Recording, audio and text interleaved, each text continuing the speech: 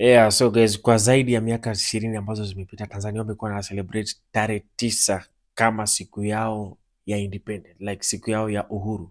Ikifika tu Disemba tarehe 9, wanajua mara moja hiyo ni siku ya celebration, but sio kwa hii ya 2025, because 2025 walikuwa wamepanga kitu kingine tofauti. Now from that maandamano ambayo walikuwa wamepanga ya 2025, the government had different plans, kwa sababu hiyo siku ambayo walikuwa wameipanga ikuwe ya maandamano ya amani.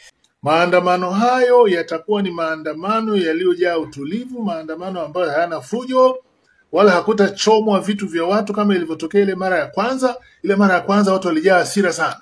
Serikali imesema ama government ya Tanzania imesema hiyo kitu kama hiyo haiwezi kufanyika. Ndugu wananchi, Rais wa Jamhuri ya Muungano wa Tanzania, Mheshimiwa Dr. Samia Suluhu Hassan, anapenda kuwatakia wananchi wote heri ya sikukuu ya uhuru wa Tanzania bara inayoadhimishwa kila mwaka tarehe 9 Disemba. Aidha, serikali inawashauri wananchi wote ambao tarehe 9 Disemba 2025 hawatakuwa na dharura kuitumia siku hiyo kwa mapumziko, hivyo kusherehekea siku hiyo wakiwa nyumbani, isipokuwa kwa wale ambao majukumu yao ya kazi yanawataka kuwepo katika vituo vyao vya kazi kama ambavyo wataelekezwa na viongozi wao. Asanteni na watakia sikukuu njema. Yeah, so tarehe 9 inafaa kuwa maandamano ya amani. So maandamano inafaa kuwa ya amani, not maandamano ya kuharibu vitu za wenyewe kwa mtaani, ile ya kuja kuharibu vitu, kufanya nini na nini. Kumbuka tarehe 9 Disemba iliyo inafaa kuwa siku ya uhuru wa taifa. Sawa sawa. Hiyo ni siku yenye watu wanafaa kucelebrate hiyo siku ambao walipata independent. Na ndio maana Tanzania wamekuwa na celebrate hiyo siku. So kulingana na watu ambao wanapanga maandamano ama kwa watu ambao wanaipinga serikali ya Mama Samia Suluhu, waliona hii ni nafasi nzuri sana, tutaitumia. In fact, hiyo siku itakuwa holiday. So kwa sababu itakuwa holiday, Watanzania ambao hawapendi uongozi wa Mama Samia Suluhu tutapata na street, na itakuwa street ya amani, like tutaenda kwa street, unaona? Na lazima turudishiwe nchi yetu. One of the people ambao wanasukuma history ni ikiwemo Mange Kimambi. Tarehe 9 Disemba inaenda kuwa mbaya. Inaenda kuwa mbaya kwa sababu this time watu wamejipanga. Now, mdem alikuwa na story mob sana. Like mdem mwenyewe amekuwa na push story. Hata ile maandamano ya kwanza inasemekana ni yeye alikuwa bado kipaumbele, ama ni yeye alikuwa anapushiwa hapo. Kila mwananchi aweke alama tarehe 29 saa 12 asubuhi. Kila Mtanzania at the same time, toka nje, nenda kwenye barabara kuu. Kila mtu, naambieni jeshi lenu lipo tayari. Hapo TikTok, WhatsApp na nini. Na ndio maana juzi account yake ya Instagram, I think na TikTok, account yake ya Instagram na WhatsApp ilikuwa banned. So huyu mse hawezi fanya communication. So huyu mdem, serikali ya Tanzania inamuogopa vibaya, because huyu ni threat. Na alisema vizuri sana, yeye ni Tundu Lissu jike. Okay, Tundu Lissu ni yule mse mwenye maybe kuna Watanzania walikuwa wanataka kumvotia. Sawa sawa.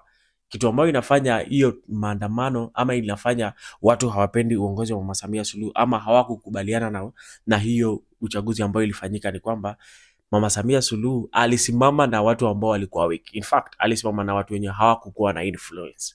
Unaona? Ndio maana alikuwa na zaidi, alikuwa na 97% ya total votes. So niambie, watu wenye walikuwa wanafaa kushindana na yeye alikuwa amewafungia, na hata alikuwa ameshatoa chama zao kwa watu ambao wanapigania ama wanashindania kiti cha urais. Gen Z, maandamano mnayoyapanga tarehe 9 Disemba, hamkosei, mko sahihi. Hatuwezi kukubali, hatuwezi kurudi nyuma, lakini naombeni muhamasishe maandamano ya amani. Muhamasishe kila mtu atoke na bango lake.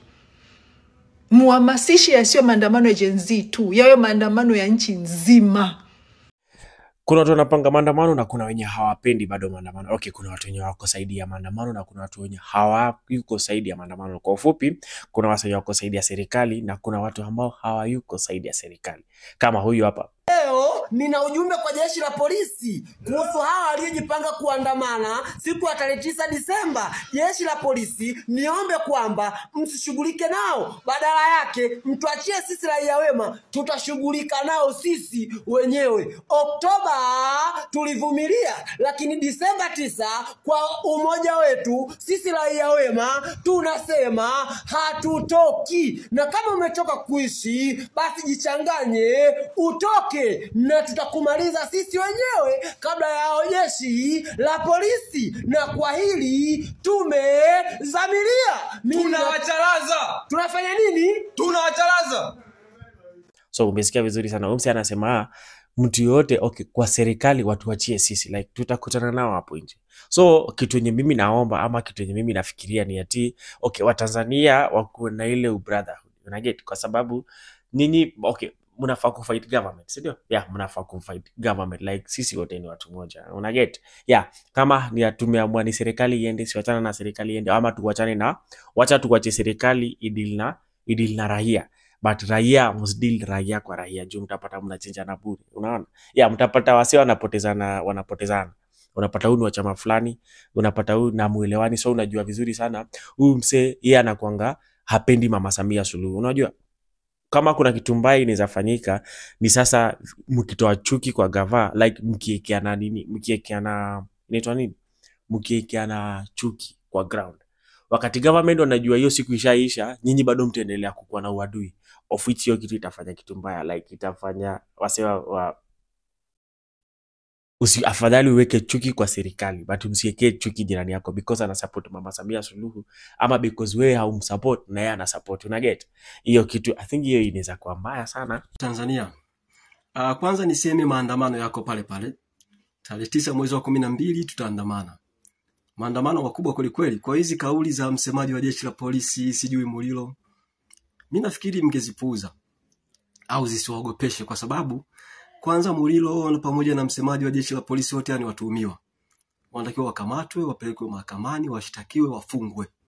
Venye tu imesemekana vizuri sana, hii maandamano inafaa kuwa ya amani, ama inafaa kuwa maandamano ya amani, like ni peaceful demonstration. So kuna watu wenyewe wanaona hawawezi manage. So kuna watu unapata mtu mwenye unapata maybe anaweza toka kwa anaweza amia jirani, nchi jirani, unapata ametoka maybe Tanzania, ameingia Uganda ama ameingia Kenya, because watu wanapenda life yao, si ndio? Unajua once beaten twice shy, si ndio? Kuna ile wakati ya maandamano, hiyo maandamano yenye ilikuwa date 29 ilikuwa mbaya. Unaona kama msi alikuwa hapo, kuna wase waliwachwa wakiwa traumatized, si ndio? Kuna wase walipoteza familia yao, kuna wase walipoteza watu wa karibu sana. So these are some of the things inafanya wase kuna wenye mtu ataamua sitatoka nje. But my advice ni ati okay,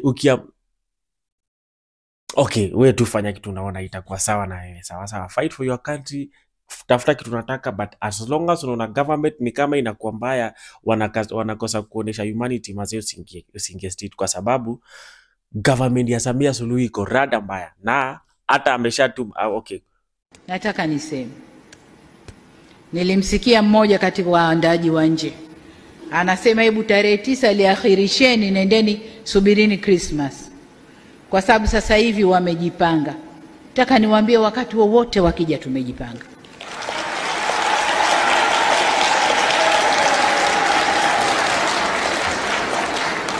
Wakati wowote wakija tumejipanga.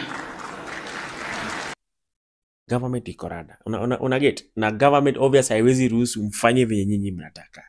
Sawa. Huyu ni msemo mwenye atataka kulinda ofisi yake. Unaona? Like huyu ni msemo obvious, mkipatana nje kesho kitu kama nini ni aje, itasemekana nyinyi mnataka kubadilisha serikali. Una get? Yes, mna fight for your right and vitu zingine, but kitu inafanyikanga ama kitu itasemekana ni ati kwa watu wote itawahapenia vibaya ama itaendea vibaya, itasemekana hao ni watu wenye walikuwa wanajaribu kugeuza serikali. Unaona? But kushinda ifikie hapo, si afadhali tu msee okay match muende maandamano ile amani, maybe wakiwasikia okay, wasipowasikia si just cancel maandamano, muingie kejani, hiyo story ishe hivyo, because mkishindana na polisi mazee hivyo sasa tena ndio itakuwa kubaya. Unaget? Ya hiyo ni advice yangu kwa my brothers wangu wa Tanzania mazi. Kama itakuwa mbaya, afadhali uke kejani, wacha tu kaa kejani. Tutaki kuona wasi wakipoteza life, si ndio? Yeah, inaweza kuwa mbaya. So make sure umesubscribe, at least umeshare kwa make sure umelike, umesubscribe na umeshare. Adios. Yeah.